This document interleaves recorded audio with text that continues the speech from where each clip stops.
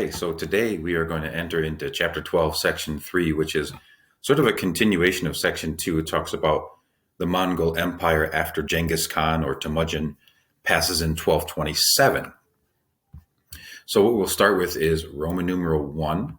And Roman numeral 1 is Kublai Khan, and he becomes emperor of China eventually by conquering it. So the introductory points here that Kublai Khan was the grandson of Genghis. He became known as the Great Khan in 1260. He controlled the Khanate of the Great Khan, which at that time included Mongolia, Tibet, Korea, and also parts of northern China. However, his goal was to really control all of China. He does start a new dynasty. Kublai and the Mongols conquered China in 1279 after several attempts. It wasn't easy. They were knocked back a few times. He did become the emperor, and he started a new dynasty known as the Yuan Dynasty.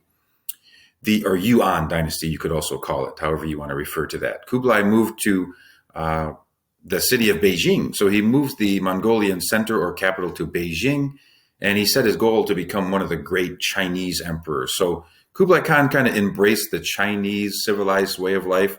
He kind of left behind the Mongolian nomadic style and kind of settled into city and civilized life. One of his big failures was to conquer Japan. He made several attempts to do this. He sent in very large naval fleets, but all of those in two very large attempts that he made were defeated by the Japanese. His second and final fleet actually consisted of 150,000 combined forces of Mongolian, Chinese, and Korean troops, making it actually at that time the largest seaborne invasion in world history until World War II with the D-Day invasion. Now, though they were already being turned back by Japanese troops, a massive typhoon referred to as a kamikaze by the Japanese, which means divine wind. We know that we had kamikaze soldiers that would fly airplanes directly into United States ships, kamikaze bombers, things of that nature that attacked during World War II from Japan. But at this time, they were referring to the typhoon that destroyed actually a very large amount of the Mongol fleet. There's a picture depicting that I'd like to share with you.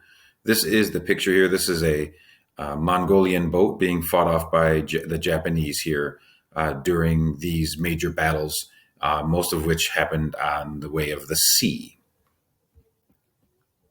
Okay, so next we'll take a look at, once Kublai Khan conquers China, how did they rule in China? We know how they ruled in Russia because we learned about that, and in other places, but let's take a look at especially in China. Well, government, once the Kublai Khan had become emperor, the Mongol traditional style of rule, he felt really didn't totally work in a civilized and sophisticated civilization like China.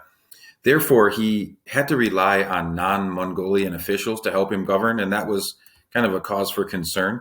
Next is capital B. We'll talk about some separation there. What I'm talking about with separation is between the Mongols and the Chinese. They really didn't see eye to eye on everything. They had a lot of cultural differences and historic differences.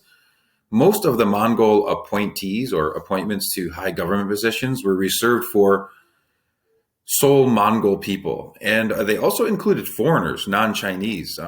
The big question is, why would they do that? Why wouldn't they allow Chinese officials into high office? Well, Kublai Khan and his advisors were worried about those Chinese officials having strong local loyalties and trying to help those people rather than trying to help the overall government system. So that was one of their big worries. Nonetheless, because of some of these problems and differences, Kublai Khan is generally noted as an able ruler. He restored and extended the Grand Canal and built a paved road alongside it that spanned from Hangzhou to Beijing, which is about 1,000 miles. And this also helped to ensure a steady supply of grain, mostly traveling from the south near Beijing up to the northern regions of Hangzhou. Also, foreign trade expanded under Kublai Khan because under his reign, the Mongols and China were experiencing the Pax Mongolica, which was that Mongol peace. It allowed for safe travels along the Silk Roads and other major routes. He also encouraged trade by inviting foreign merchants into China from places like India, Central Asia, Persia, and Europe. Christian missionaries from the Byzantine Empire and also from other countries in Europe also traveled into China at this time to spread the word of Christ. So there's a lot of cultural diffusion going on. Marco Polo is a true figure. I know the game you guys play in the pool is a popular one, but Marco Polo was a Venetian trader, and he traveled to China during the time that Kublai Khan was the Great Khan. He also came with his father and uncle. Their purpose was for trade. They were traders and merchants. Marco Polo served the Khan actually as a member of his court for 17 years. In 1292, he actually traveled back to Italy after serving for those 17 years, and he was later imprisoned as a captive of war between two Italian city-states of Venetia, which is where he was from, and Genoa, which was a neighboring city-state. While he was in prison, he wrote a book about his travels and memoirs and adventures under the Great Khan in China. And that's a lot of what we know about the Mongols comes from Marco Polo and other excerpts from actual Chinese writings. Roman numeral 3 talks about the end of Mongol rule in China. The Yuan or Yuan Dynasty was overthrown. During the end of Kublai's reign, actually, the empire actually began to weaken. The people of China kind of grew tired of very heavy taxation.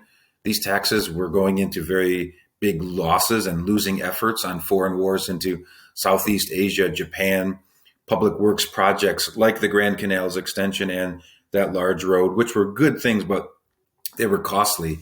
And also the luxurious lifestyle of the Yuan leadership. There was a lot of money funneling into these individuals who were living lavish lifestyles. Kublai did pass away in 1294, Kublai Khan, I should say.